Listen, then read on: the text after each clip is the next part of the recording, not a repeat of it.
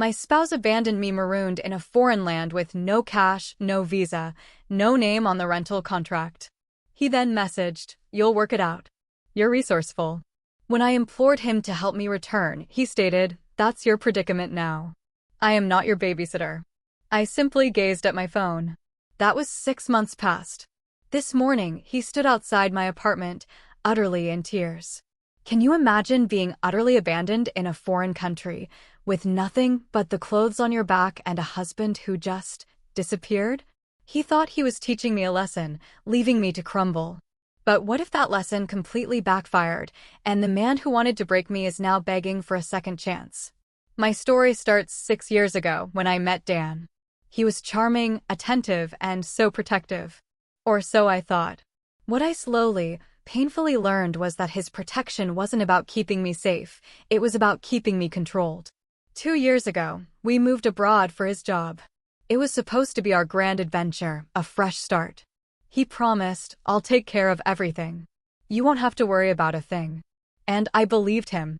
I sold my car, left my stable job, said goodbye to my family, and followed him to a brand new life. I trusted him with everything. At first, things seemed okay. I was looking for a job, but Dan would always say, "Don't rush.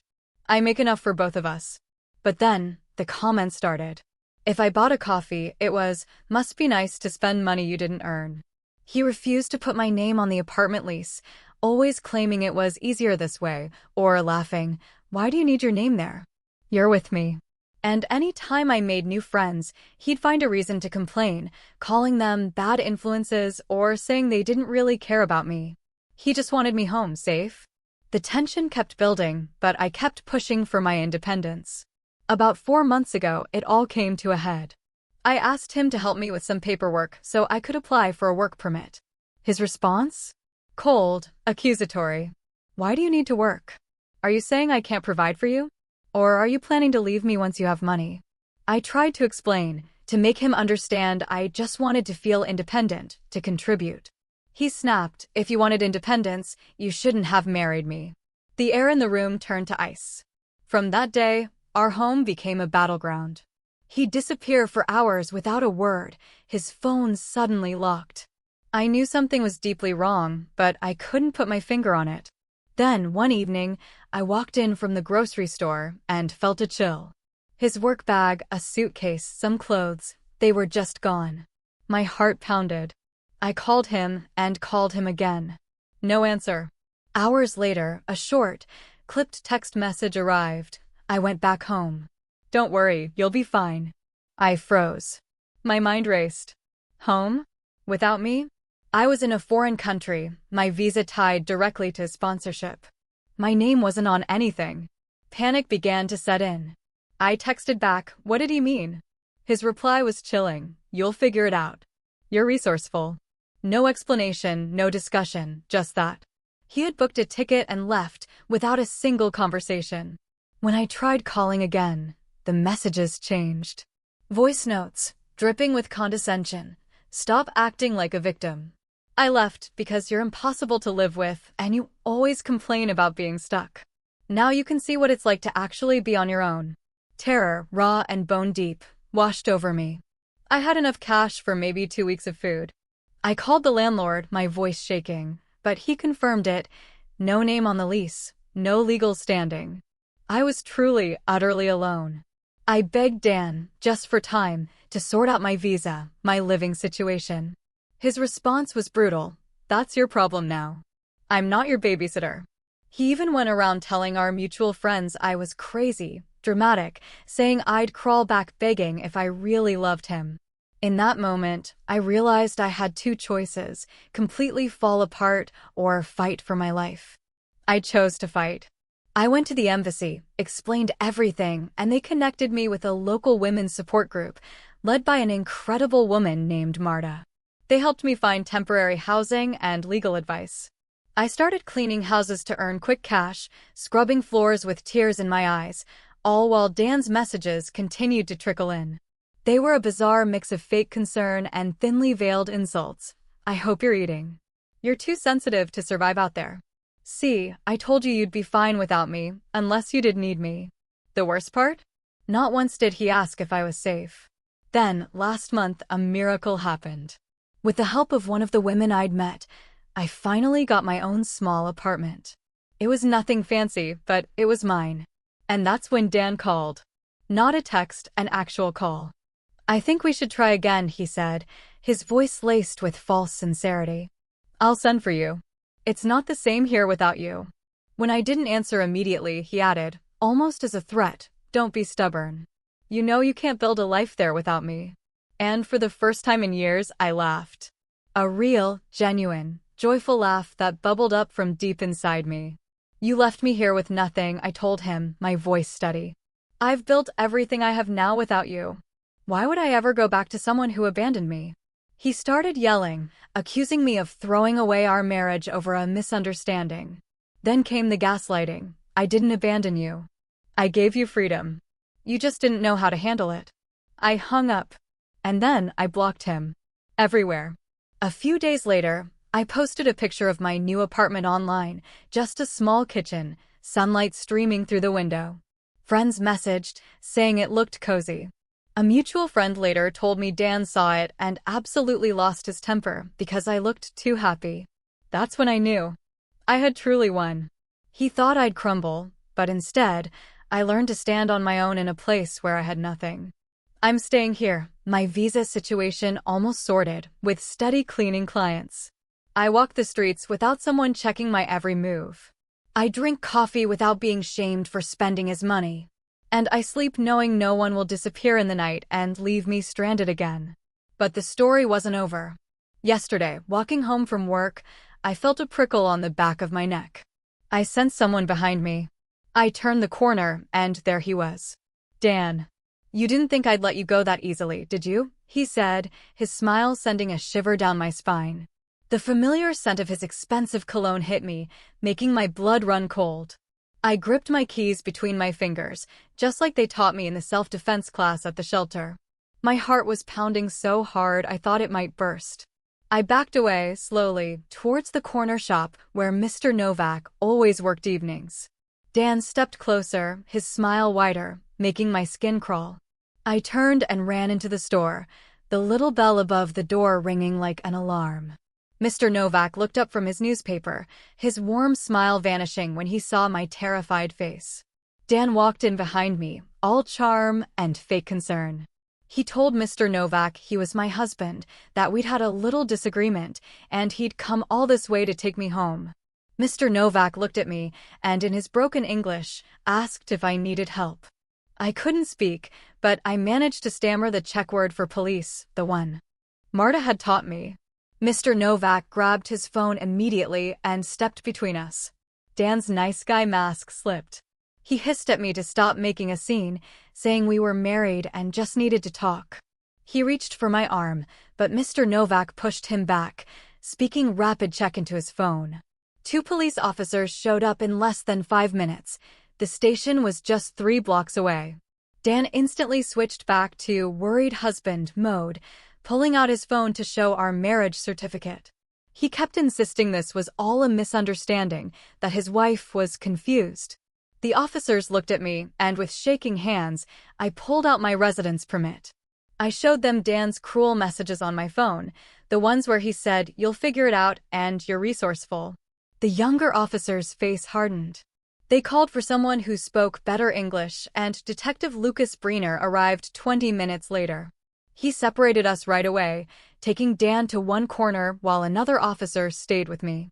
I showed Lucas everything, the documentation from the women's shelter, my work papers from Elena's cleaning service, screenshots of all Dan's messages. My hands wouldn't stop shaking, and I kept dropping papers. They took us both to the station in separate cars. I sat in a small room by myself, hearing Dan's voice through the thin walls. He was telling them I was unstable, that I'd refused to come home, that he was just a concerned husband. I texted Marta, my fingers barely able to type the words. She showed up in less than an hour with a thick folder of papers. Copies of my shelter intake forms, photos they'd taken when I first arrived looking half-starved, statements from staff about how Dan had abandoned me. She sat next to me and held my hand while we waited. Lucas came back after what felt like forever, a frustrated look on his face. He explained that Dan had booked a room at the Hotel Imperial for 2 weeks and legally, they couldn't make him leave Prague. They'd warned him about the stalking laws and told him he had to stay at least 100 meters away from me. Dan would have to go to court if he wanted to challenge it, but for now, that was all they could do. Just then, the station door slammed open. Elena rushed in, still in her cleaning uniform, her face red with anger. She grabbed my shoulders, checking me for injuries, then turned to Lucas. "This man left her with nothing in a foreign country," she declared. Lucas nodded and explained the situation while Elena's hands stayed firmly on my shoulders. She pulled me aside and told me I was coming to stay with her and her husband, Pavel. I started to protest, but she cut me off with a look that instantly reminded me of my own mother. We drove to her house in silence, me watching the mirrors for Dan's rental car. Elena's house was small but warm, filled with photos and the comforting smell of something cooking. Pavel came out of the kitchen, wiping his hands on a dish towel, and Elena quickly explained in Czech. He nodded, went to get blankets, and Elena showed me to their spare room. That night, I lay awake, checking the locks on the bedroom door every hour, jumping at every passing car. My phone buzzed with texts from unknown numbers. I knew it was Dan, getting new SIM cards. The messages were all the same. "We need to talk. Don't be dramatic."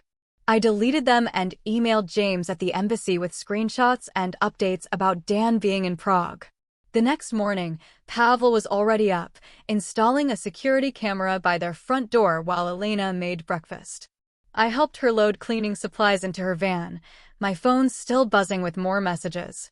Dan had found even more numbers, texting that I was still his wife and we needed to work things out. Elena saw my hands shaking, took the phone, and looked at the messages. She immediately called Lucas again while Pavel finished with the camera and showed us how to check the feed on our phones. We drove to our first cleaning job, an office building near the city center. I was mopping the lobby when I saw it through the glass doors. Dan's rental car, parked across the street.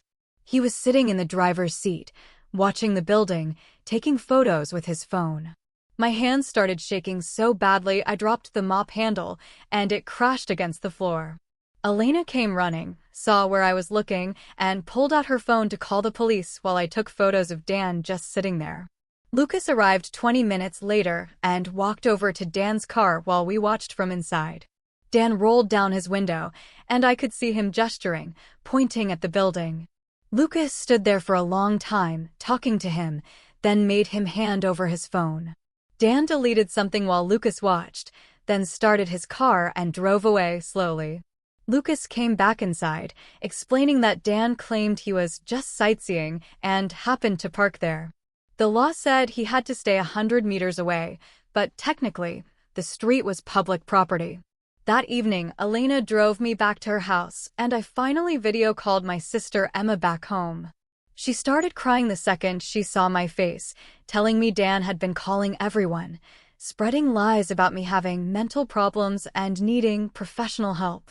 Emma said our aunt actually believed him and kept asking if I was taking medication. The next morning, Elena had to go to the women's shelter for a meeting with Marta. I stayed at the house with Pavel, but then Marta called Elena's phone, sounding panicked. Dan had shown up at the shelter, asking about me, demanding to know where I was staying. Marta had refused to let him in and called security, but he stood outside with a cardboard sign that said, "I'm sorry," in Czech. He was telling people passing by that his wife had left him, and he'd flown all this way to apologize. Security finally made him leave, but not before several people took photos of him with his sign. That afternoon, James called from the embassy with news that made my stomach drop. Dan had filed an official complaint claiming I stole money from our joint account before he left Prague. James said the embassy needed bank statements and documentation to prove the money was mine. I had to dig through my email to find old statements while James stayed on the phone. The next day, Elena got 2 cancellation calls from regular cleaning clients. They said they didn't need service anymore, but Elena knew something was wrong. She checked her business website and found messages in the contact form from someone claiming to be my concerned husband. Dan had been writing to all her clients, saying I was unstable and shouldn't be trusted in their homes. Elena called each client back to explain, but two of them had already hired someone else. My phone buzzed with a text from Fatima, who lived in my old apartment building. She said a man claiming to be my relative had been asking other tenants about my schedule, wanting to know what time I usually came home and if I lived alone now. The building manager had already told him to leave once, but he kept coming back. Fatima even sent me a photo she took from her window, Dan standing by the building entrance with a notebook in his hand. 3 days passed before I could even think about going back to my Czech language classes at the community center. I sat in the back row, trying to focus on verb conjugations, but my hand kept moving on its own, writing the same 3 words over and over in my notebook. He won't win. He won't win. He won't win. The pen pressed so hard it tore through the paper in places. Every time the door opened, my whole body tensed up. A man walked in late, and I grabbed my phone, ready to call Lucas, until I saw it was just another student. My classmates kept glancing at me when I jumped at every sound. The teacher asked if I was okay, and I nodded, but my hands were shaking so badly I dropped my pen twice. When class ended, I packed up fast and headed for the door, but stopped dead when I saw him through the window. Dan stood outside the community center, holding a huge bunch of red roses, like we were on some romantic date. My fingers fumbled with my phone as I called Lucas, backing away from the exit. Dan saw me through the glass and smiled, holding up the flowers, like I should be happy about this. Lucas answered on the second ring and told me to stay inside while he sent someone over. I watched Dan pace outside, staying exactly at the edge of the property line. When the police car pulled up, Dan just walked backward down the street, maintaining that exact 100-meter distance the restraining order required. The officer couldn't do anything since technically Dan wasn't breaking the law. He followed me all the way to the tram stop, counting his steps to stay legal, those stupid roses still in his hand. That night, my phone rang with a number I didn't recognize. But when I answered, it was Rob, Dan's brother. He sounded worried, saying Dan had called him, asking to wire money to Prague, which seemed weird. Rob wanted to know what was really going on because something didn't add up. I told him about the restraining order and the stalking, and Rob went quiet for a long moment. Then he told me something that made my stomach drop. Dan had been fired from his job 2 months ago for harassing a coworker, back when he was still sending me those messages about how well he was doing without me. Rob said Dan had been living in his basement, borrowing money, claiming he was between contracts. The next morning, Elena called me, crying. Her biggest client, a property management company that handled half the buildings we cleaned, had terminated their contract. Someone had sent them an anonymous email with fake screenshots that made it look like I had a criminal record for theft and fraud. The images were obviously bogus, but the damage was done. Elena lost 40% of her business income in one email. She wasn't mad at me, but I could hear the panic in her voice about making rent and paying her other workers. Marta set up an emergency meeting that afternoon with Elena and a lawyer named Dr. Teresa Vugt, who specialized in harassment cases. We sat in Marta's office, going through everything, documenting each incident with dates and times. Teresa took notes on her laptop, asking specific questions about the restraining order violations and the defamation. She said we had grounds for both criminal charges and a civil suit, but we needed more evidence of the pattern. Elena showed her the email to her client, and Teresa immediately started drafting cease and desist letters. While we were meeting, my mom called 5 times. When I finally answered, she was sobbing so hard I could barely understand her. Dan had sent her photos of himself standing outside my apartment building, looking thin and disheveled, claiming he was trying to rescue me from a dangerous neighborhood. He told her I was mixed up with bad people and needed help getting home. My mom begged me to go back with him, saying he looked so worried and sad in the pictures. She kept saying he was still my husband, and marriage meant working through problems together. I tried explaining about the stalking and harassment, but she just cried harder, asking what I had done to make him act this way. The next day, things got worse. I was checking my email when I noticed someone had logged into our old shared cloud storage account. Dan had downloaded every single photo from our marriage, including private ones from our honeymoon and vacations. The login was from a Prague IP address. My hands went cold as I realized what he could do with those pictures.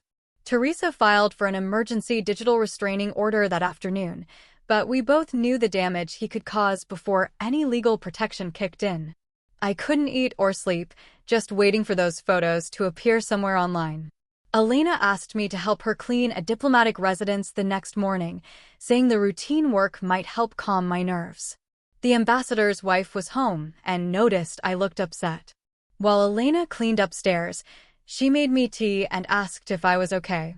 Something about her kind face made me tell her everything.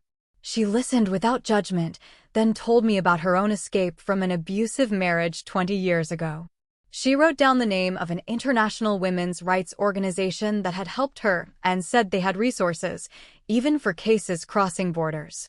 That afternoon, a homeless man knocked on Elena's door with a package. Inside was my old passport that Dan had reported lost 2 years ago, my grandmother's emerald ring that he claimed was stolen during our move, and a note in his handwriting. "See how easy it was to keep these from you? Come back and I'll give you everything." Elena called the police, but the homeless man was long gone, probably paid cash to make the delivery. Lucas came by the next day with bad news. Dan had hired a Czech lawyer and was filing paperwork claiming I had abandoned our marriage. He was telling the court that I refused to return home with him and was having an affair with someone in Prague. Lucas said Dan was building a case that I was an unfit wife who left the marriage to party abroad. The lawyer Dan hired was known for taking sketchy cases and twisting facts. Lucas warned me this could affect my visa status if Dan convinced the court I had violated the terms of our marriage. The next day, I walked into my Czech language class and froze when I saw Dan sitting in my usual spot, chatting with my classmates about our marriage. He was telling everyone how we were working things out and how he'd come all this way to support me through our reconciliation journey. My classmates looked confused as they glanced between us, and I stood there in the doorway, unable to move or speak. Mrs. Aratachville, our teacher, noticed my face and walked over to Dan, suggesting he might be more comfortable in the advanced class down the hall. Dan, playing chess while everyone else was following the rules of checkers, hiring sketchy lawyers, faking theft claims, and now cosplaying as a supportive husband in Czech class. Dan shook his head and said he needed to stay close to his wife for support, reaching for my hand as I backed away. 2 of my classmates, women who'd become friends over the past weeks, quietly shifted their seats to create a barrier between Dan and my usual spot. I sat down between them while Dan kept talking about our relationship to anyone who would listen, his voice getting louder each time I refused to look at him. The class went on for 2 hours with Dan interrupting constantly to ask me questions in front of everyone, pretending we were a happy couple. When class ended, I rushed out first, but Dan followed me down the street, calling my name until other students stepped between us. 3 days later, I was walking back to my apartment when I heard shouting and saw Dan on the ground outside my building, clutching his chest. Paramedics were already arriving, and Dan was gasping that his wife needed to come with him to the hospital. I told the paramedics I wasn't going anywhere with him, and that's when Dan sat up straighter and told them I was mentally ill. He said I was neglecting him and refusing to help, even though he was having chest pains from the stress I'd caused. Fatima appeared at her window above us and came down immediately, speaking to the paramedics in perfect Czech. She told them about Dan following me for days, about the restraining order process, about how he'd been stalking me. The paramedics looked at Dan, whose breathing had suddenly gotten much better once he realized I wasn't coming with him. They checked his vitals and found nothing wrong, then left after warning him about false emergency calls. That night, I couldn't sleep in Elena's guest room, just scrolling through old messages from friends back home on my phone.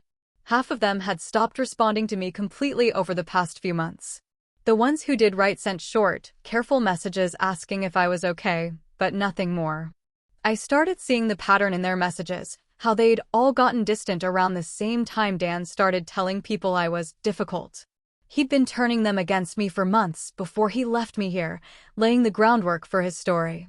My phone rang at 2 in the morning, and it was Rob, Dan's brother, calling from back home with something urgent. He said he'd been doing some digging after our last conversation and found out Dan had been living with a woman named Cheryl. Rob sent me screenshots from social media showing Dan and this woman together at restaurants, at her apartment, calling each other engaged. The dates on the posts went back 2 months, right when Dan was telling everyone that I had abandoned our marriage. I stared at the photos of Dan smiling with his arm around this woman while I'd been sleeping on shelter floors. The next morning, I showed everything to Teresa at the legal aid office, and she immediately recognized this as fraud. She started filing emergency paperwork with Czech authorities and contacted a lawyer in my home country about the bigamy situation. Dan's legal position had just gotten dangerous because he'd been claiming abandonment while actively living with another woman. She said this changed everything about his claims against me and could even lead to criminal charges against him. James called me that afternoon from the embassy to expedite my independent visa application based on this new evidence. He said Dan's deception and abandonment were now documented, and I qualified for emergency processing of my paperwork. He warned me that Dan might try to leave the country fast once he found out about the legal problems heading his way. 2 days later, I was at Elena's cleaning service office, helping with scheduling, when the door slammed open.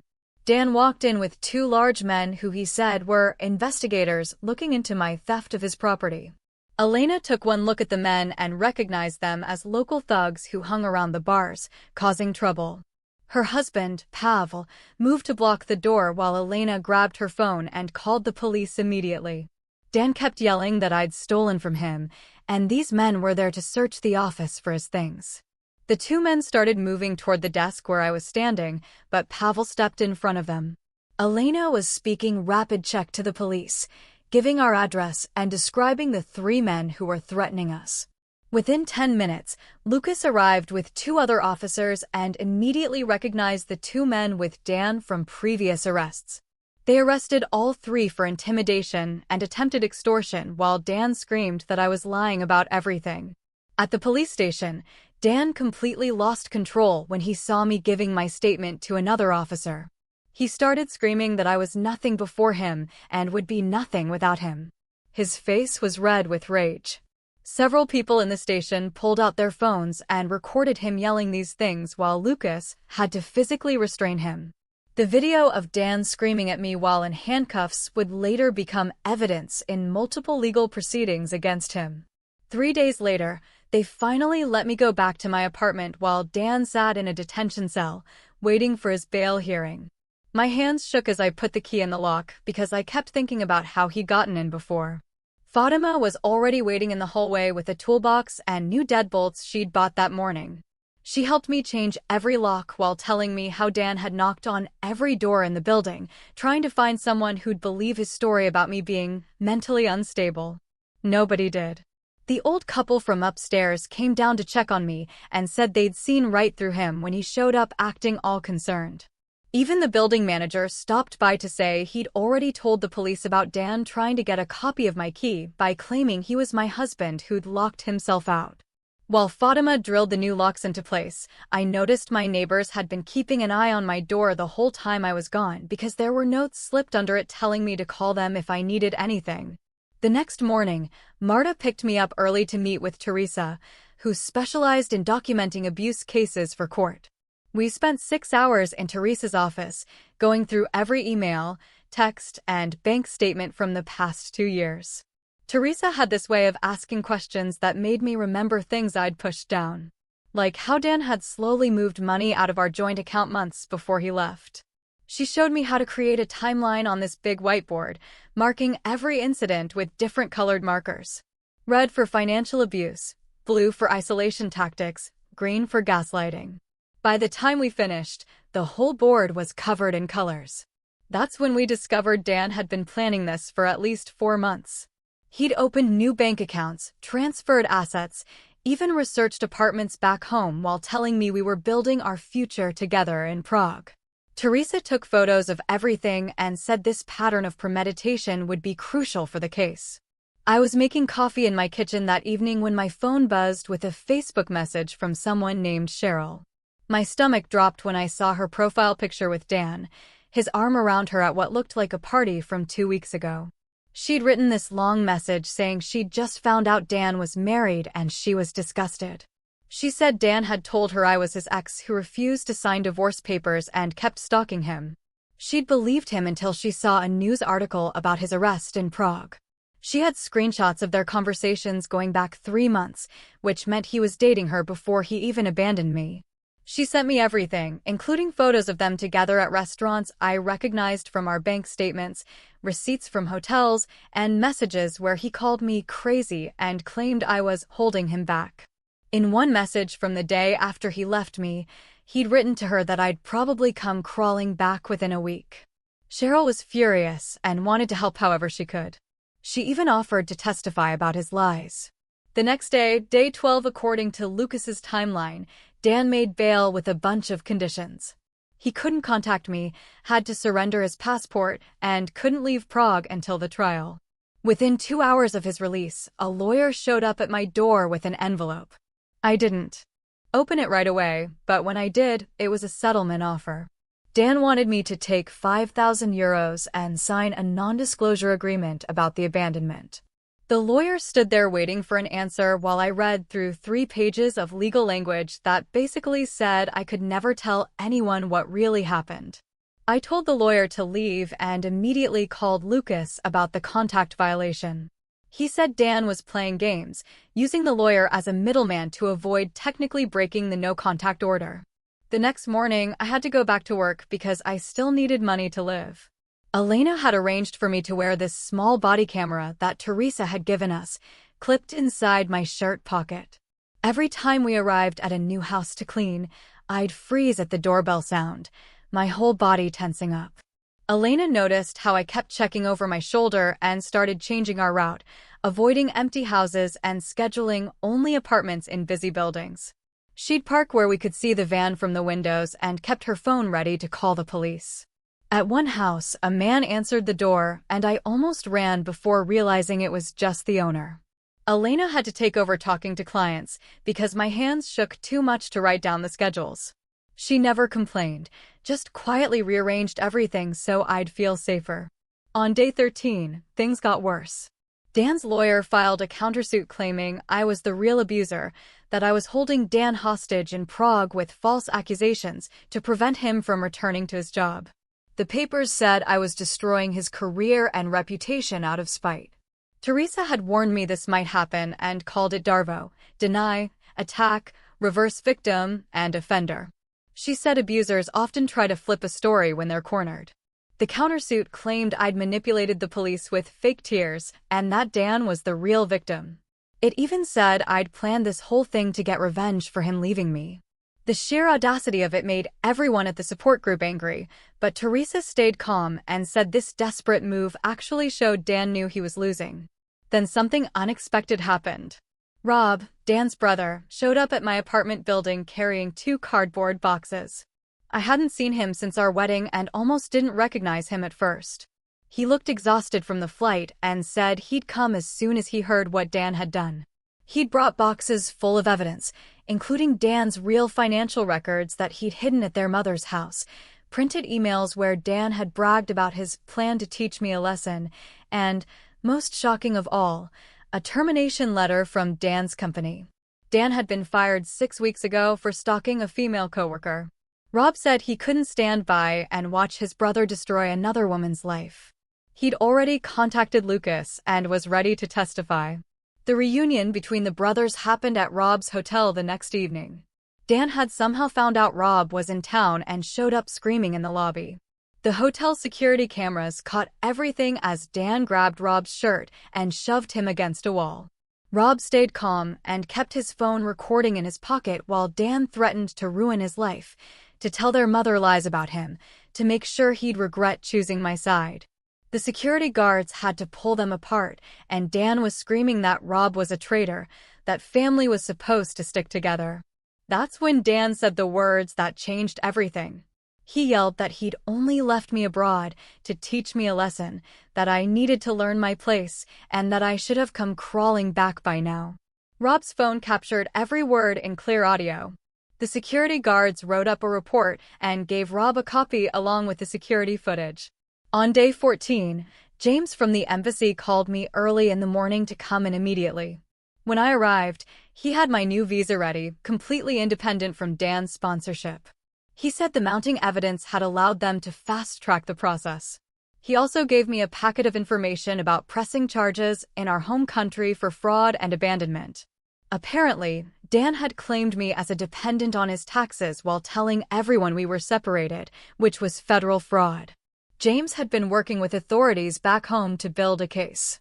He said Dan would likely face charges in both countries.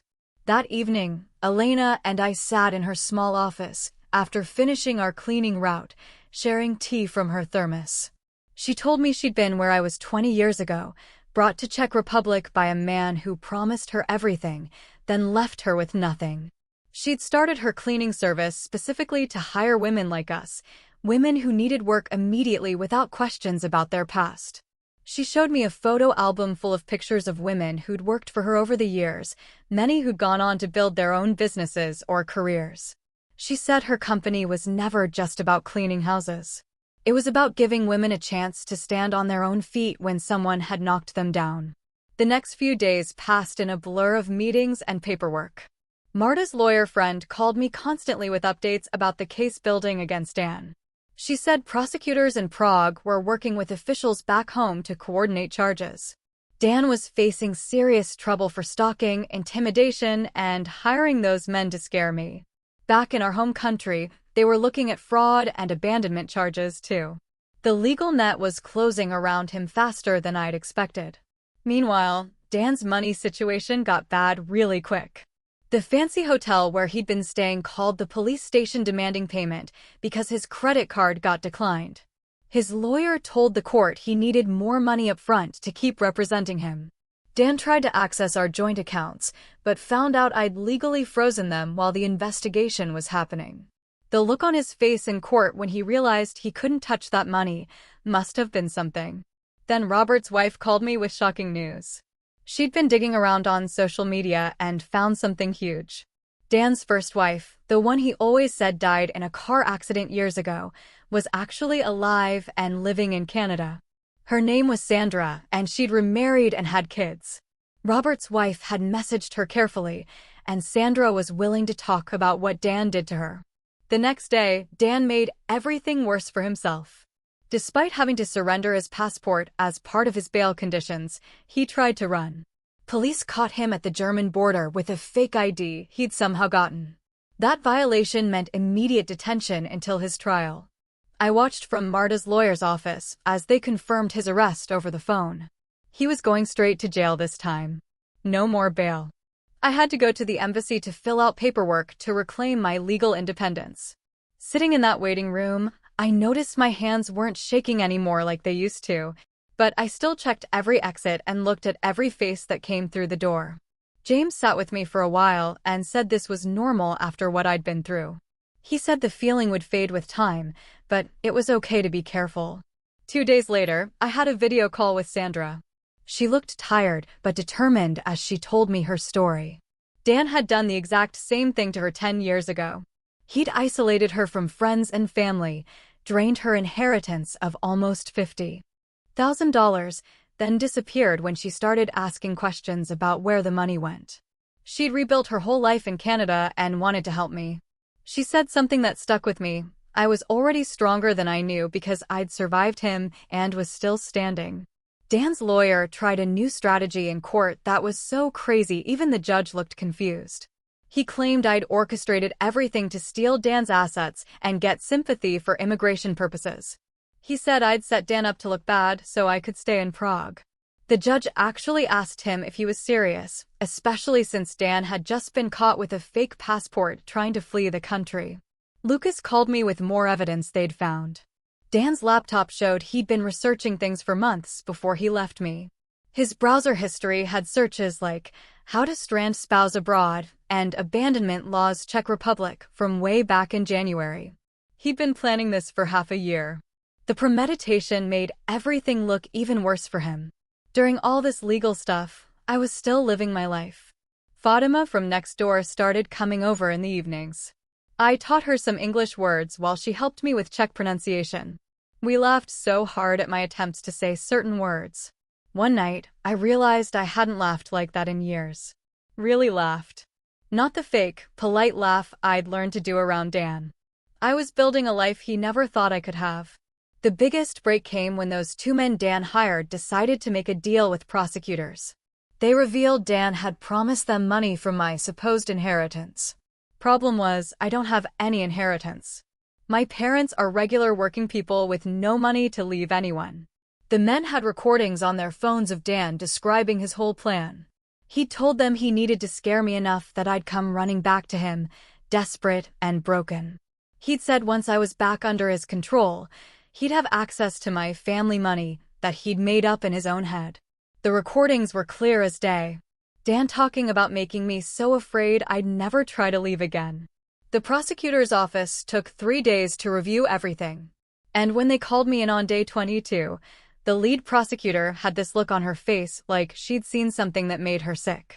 She spread out all the evidence on the conference table and told me Dan was looking at serious prison time for abandonment, stalking, intimidation, conspiracy, fraud, and attempted flight from justice. The recordings alone were enough to convict him. But combined with everything else, she said it was one of the strongest cases she'd handled. I sat there, staring at the papers and photos and transcripts, and didn't feel happy or sad, just empty and tired. That night, Dan's mother called me, crying so hard I could barely understand her words. She kept saying she knew Dan was difficult, but prison would destroy him, and couldn't I please just drop the charges and come home? She admitted she'd always known he had problems with control, but said that was just how men in their family were, and I should have been more patient. I told her as gently as I could that Dan's choices had destroyed our marriage and nearly destroyed me, and I couldn't save him from the consequences of what he'd done. She hung up on me. The next morning, Elena called me with news that made me actually smile for the first time in weeks. The embassy had contacted her about a cleaning contract for all their offices and residential buildings. They'd been impressed with how she'd handled the whole situation with Dan and wanted to work with someone they could trust. The contract was worth 3 times what Dan had cost her when he scared away that client. 2 days later, I walked through the outdoor market near my apartment for the first time since Dan had shown up in Prague. My hands shook a little as I picked out vegetables and bread and cheese, things I wanted to eat, instead of things Dan would have approved of. I bought peppers even though he hated them, and chocolate even though he said it made me fat, and wine even though he thought women who drank alone were pathetic. The vendor smiled at me and threw in some free herbs. And I walked home feeling like I'd won some small battle against the voice in my head that still sounded like him. The bail hearing happened the next week, and Dan completely lost it in the courtroom. He started screaming that the entire Czech legal system was conspiring with me against him, and that everyone had been bribed or threatened. His lawyer tried to calm him down, but Dan turned on him and fired him right there in front of the judge, saying he'd represent himself since everyone was against him anyway. The judge denied bail immediately and had Dan removed from the courtroom while he was still yelling about corruption and lies. I started teaching English at the shelter 2 days after that. Marta had asked if I'd be willing to help some of the other women who were trying to rebuild their lives. Most of them were refugees or abuse survivors like me, and they needed language skills to find work. The first class was just 3 women, but by the 3rd session, we had 12. Marta pulled me aside after and said she'd never seen someone transform from victim to advocate so quickly. But I didn't feel transformed, just useful for the first time in years. Rob called me that weekend with news that made everything even worse for Dan. He'd been going through Dan's old credit card statements to help with a legal case and discovered Dan had opened 3 credit cards in my name before he abandoned me. He'd maxed them all out and never made a single payment. The debt was over $15,000, and it meant identity theft charges on top of everything else. Rob kept apologizing for not seeing who his brother really was, but I told him it wasn't his fault. The next week, I met with Teresa to prepare for the trial testimony. She had me practice telling my story over and over, without apologizing or minimizing what happened. The first few times, I kept saying things like, maybe I misunderstood, or perhaps it wasn't that bad. But she stopped me every time. By the end of the session, I could say it clearly. Dan had abandoned me to break me, but I had refused to break. 2 days after that, I signed a new lease for my apartment with just my name on it. The landlord had been following the case in the local news and offered me a reduced rate. He said his daughter had been in a bad relationship once, and he was proud to rent to someone who'd found the strength to escape. It was the first legal document that was entirely mine since I'd gotten married, and my hand didn't shake at all when I signed it. Yesterday, a letter arrived through some lawyer Dan had met in detention. The lawyer said Dan wanted to offer me everything if I would drop the charges and tell the court it was all a misunderstanding. The letter itself violated the no-contact order and added another charge to his case. The prosecutor called it a gift because it showed Dan still didn't understand or respect legal boundaries, even from jail. 3 days later, the prosecutor called to tell me Sandra was flying in from America to testify. She'd paid for her own ticket and wanted to meet me before the trial. We met at a small cafe near Wenceslas Square where she pulled out a thick folder of papers. She had emails, text messages, bank records going back 15 years, showing Dan's pattern with her. He'd done the exact same thing to her in 2009 when they were living in Boston, isolated her from friends, controlled the money, then left her stranded when she tried to get a job. The prosecutor was already building the case when more news came. A woman from Germany had contacted them after seeing Dan's name in the news. She dated him briefly in 2018 and filed a police report when he wouldn't stop following her. The pattern was so clear now that even Dan's lawyer looked uncomfortable reading it. My phone started buzzing with messages from family I hadn't heard from in years. My sister Emma texted that she'd booked a flight to Prague for next week. My mom called, crying, saying Dan had been calling her for months before he left me, telling her I was unstable and she'd believed him. She kept apologizing over and over until I had to hang up. 2 days later, Lucas called with news that made my stomach drop. Dan had tried to hang himself in his cell using torn bedsheets. The guards found him in time and rushed him to the medical wing. His court-appointed lawyer was requesting a psychiatric evaluation, claiming Dan was having a mental breakdown. Some people at the support group said it was just manipulation, but I couldn't sleep that night. I kept thinking maybe I'd pushed too hard by pressing charges. Elena came by my apartment when she heard I wasn't eating. She sat with me and reminded me that Dan made his own choices. She said his actions weren't my fault, not the abandonment, not the stalking, not this. But I still felt sick thinking about him in that cell. The psychiatric evaluation took 3 days, and the results helped me understand everything better. The psychiatrist said Dan had narcissistic personality disorder with antisocial features. His pattern of abandoning and stalking women would likely continue without serious intervention. It wasn't about me or Sandra or the woman from Germany. It was about control. And when we escaped his control, he couldn't handle it. The same day the report came out, another woman showed up at the prosecutor's office. Her name was Cheryl, and she'd been dating Dan right before his arrest. She brought her laptop with his search history still saved in the browser. He'd been Googling things like teaching girlfriend lessons and making her miss me for weeks.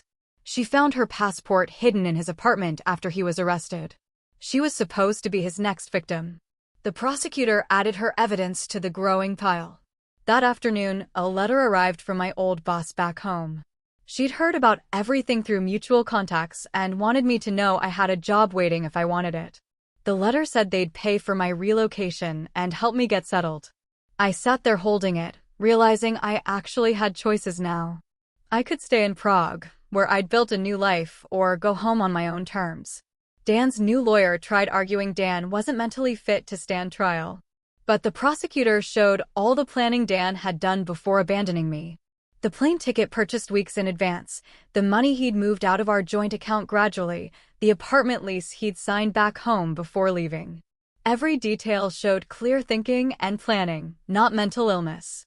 The judge denied the insanity plea and set the trial date for next month. Emma arrived at the Prague airport 3 days later, and I went to pick her up. When she saw me, she started crying and pulled me into the longest hug. I was speaking Czech with the taxi driver, and she kept staring at me like she was seeing someone new. She said I looked different, stronger, like I'd grown into myself finally. We went back to my apartment, and she couldn't believe I'd done all this on my own. The small kitchen, the plants on the windowsill, the job with Elena, the friends from the support group who kept checking on me.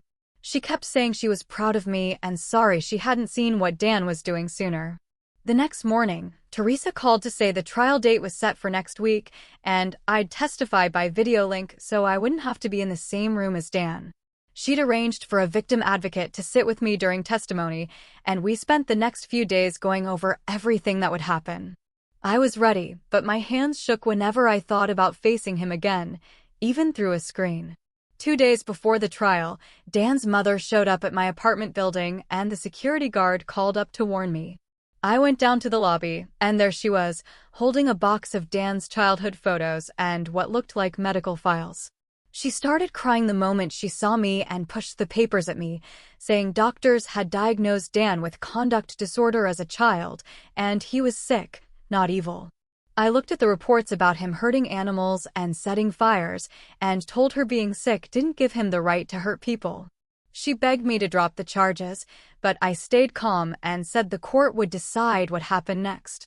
The morning of the trial, my English class students surprised me by organizing outside the courthouse with signs saying, "Justice for Isabella," in Czech and English. Local reporters were there, taking pictures and asking questions about the foreign woman who'd been abandoned and rebuilt her life. Elena and Marta stood with me as we watched the crowd grow, and I couldn't believe all these people cared about what happened to me. Inside the courthouse, Rob was giving his deposition to the prosecutor, and I could hear him through the door talking about animals Dan had hurt as a teenager. He described girlfriends who'd suddenly left town without explanation and patterns of control that went back years. The prosecutor was building a complete picture of who Dan really was, and Rob's voice cracked when he admitted he should have said something sooner. When the trial officially started, I watched on my screen as Dan appeared via video from detention, looking thin and tired, but still trying to smile at the judge. The prosecutor's opening statement laid out everything in detail, from the abandonment to the stalking to the hired thugs. Dan kept shaking his head like none of it was true, but the evidence was all there in black and white. When it was my turn to testify, I sat in the small room with a victim advocate holding my hand under the table. I told them about finding his things gone and the message saying I'd figure it out. I described the nights without food and having to beg strangers for help, and how he'd laughed when I called crying. My voice only broke once when I talked about learning to survive and finding strength I didn't know I had. The courtroom on the screen was completely silent when I finished. Dan demanded to cross-examine me himself, and the judge allowed it, which made my stomach turn. His questions showed exactly who he was as he asked, "Didn't I provide for you? And weren't you happy when you didn't have to work?" Each question made him look worse, as I answered simply and honestly about the control and isolation. He got angry when I wouldn't agree that I'd been ungrateful and started shouting that I was twisting everything. The judge had to tell him 3 times to calm down before threatening to remove him from the video link. Sandra testified next about her experience with Dan and how he'd done the same thing to her years ago. Then Cheryl described all Dan's lies about me being crazy and following him home, when really he'd been planning everything. The pattern was so clear that even Dan's court-appointed lawyer looked uncomfortable defending him. Dan started yelling that they were all lying and it was a conspiracy against him. But nobody was listening anymore. The prosecutor saved the best evidence for last and played Rob's recorded phone call where Dan admitted everything. Then came the browser history showing searches for how to make someone disappear and psychological torture techniques. The 2 thugs testified via video about Dan hiring them and showing them my photo. Finally, the prosecutor held up Dan's fake passport with a different name that he'd been carrying when arrested at the border. Dan completely lost it and started screaming that I deserved it for not being grateful for everything he'd done. He said I was nothing without him and would have died on the streets if he hadn't taken care of me. The judge called for order, but Dan kept ranting about ungrateful women who didn't know their place until the guards disconnected his video feed. The judge took less than an hour to deliver the verdict, and I watched on my screen as she read out guilty on all counts. Dan got 4 years in Czech prison for stalking, intimidation, conspiracy to commit assault, and attempted flight from justice. After serving his time, he'd be deported and face more charges back home for the financial crimes Rob had uncovered. I watched Dan's face crumble as the guards led him away, and felt something inside me finally let go of the fear I'd been carrying. The next morning, I met with Teresa at a small office near the courthouse to sign papers for getting back what Dan had hidden. She spread out documents showing bank accounts he'd opened without telling me and safety deposit boxes with my grandmother's jewelry he'd claimed was lost. My hands shook as I signed each page while she explained how the court ordered everything returned, plus damages for what I'd suffered. The jewelry meant more than the money because my grandmother had given it to me before she died, and Dan had no right to take it. When we finished, I walked out with copies of everything, but felt empty instead of happy because getting things back didn't erase what happened. Outside the courthouse, Dan's mother was waiting by the steps, and I almost turned around, but she held up her hands to show she meant no harm. She told me she was sorry for not seeing what Dan was becoming, and for not getting him help when the signs were there. Her eyes were red from crying, and she looked older than when I'd last seen her at our wedding 6 years ago. I accepted her apology, but kept my distance because some bridges can't be rebuilt, even with good intentions. Back at my apartment, I found my door covered in flowers and notes from neighbors with messages in Czech and English, saying they were proud of me.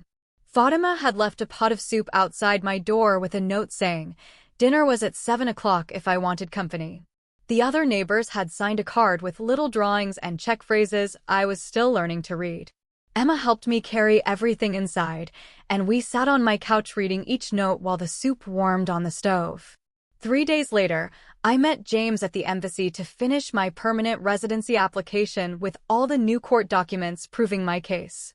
He showed me a memo about new protocols they were creating for abandoned spouses based on what happened to me. My case would help other women avoid the visa nightmare I'd faced when Dan left me stranded without legal status. He shook my hand and said the embassy would fast-track my application given everything I'd been through this year. A week after the verdict, I walked back into Marta's shelter to teach my English class like nothing had changed. A new woman sat in the corner crying, and Marta whispered she'd been left by her boyfriend with no money or Czech language skills. I made tea and sat with her, using simple English to explain that she would survive this, even when it felt impossible. I gave her the same advice Marta had given me about taking each day as it came and finding strength in small victories. She squeezed my hand when I told her my story, and I saw the same fear I'd felt 6 months ago. Elena called that afternoon, asking me to meet at a lawyer's office to sign partnership papers for the cleaning business. She wanted me handling the English-speaking clients and bookkeeping while she managed the Czech side of operations. The business would specifically hire women rebuilding their lives because we both knew how hard it was to start over. We shook hands over the signed contracts, and Elena said we'd already gotten 3 new corporate clients from my trial publicity. 2 weeks passed, and Emma packed her bags to fly home, but first, we painted my apartment walls bright yellow. Dan had always said yellow was too cheerful and made him anxious. But now I could choose whatever I wanted. We painted all weekend and hung new curtains I'd bought at the market without asking anyone's permission. Emma helped me move furniture exactly where I wanted it and throw out anything that reminded me of my old life. The apartment finally felt like mine instead of a temporary hiding place from my past. A letter arrived from Sandra and Cheryl about an online support group they were starting for women abandoned abroad. They wanted me as a moderator to share my story and help others work through the system that had almost destroyed me. I typed my acceptance immediately and spent that night writing my first post about finding strength in the worst situation. The support group already had 50 members from different countries, all sharing similar stories of being left with nothing. Spring came to Prague, and I walked through Wenceslas Square without checking over my shoulder for the first time in months. I stopped at my favorite cafe and ordered in Czech that was getting better each week as I practiced with neighbors. The waiter smiled when I got the pronunciation right and brought my coffee with a small cookie on the side. I opened my laptop and started writing my full story for the support group while tourists walked past my table. 6 months into my new life, I stood in the embassy, helping a scared woman fill out emergency paperwork after her husband disappeared. She asked if it really got easier. And I told her surviving wasn't about getting back what you lost. It was about discovering who you become when you refuse to let someone else's cruelty break you completely. I handed her Marta's business card and wrote my phone number on the back for when she needed someone who understood. Walking out of the embassy, I realized I'd built something Dan never thought I could have without him. I had my own business and apartment and friends who actually cared about my well-being instead of controlling me. The woman I was before would never recognize who I'd become through surviving the worst betrayal imaginable. My story wasn't about winning or getting revenge on someone who tried to destroy me. It was about learning that real strength comes from refusing to give up when someone leaves you with nothing. Dan thought abandoning me in Prague would teach me I needed him, but instead, it taught me I never did. What about you? Have you ever had a moment where you realized you were stronger than someone else gave you credit for? Share your thoughts in the comments below. I'd really love to hear from you.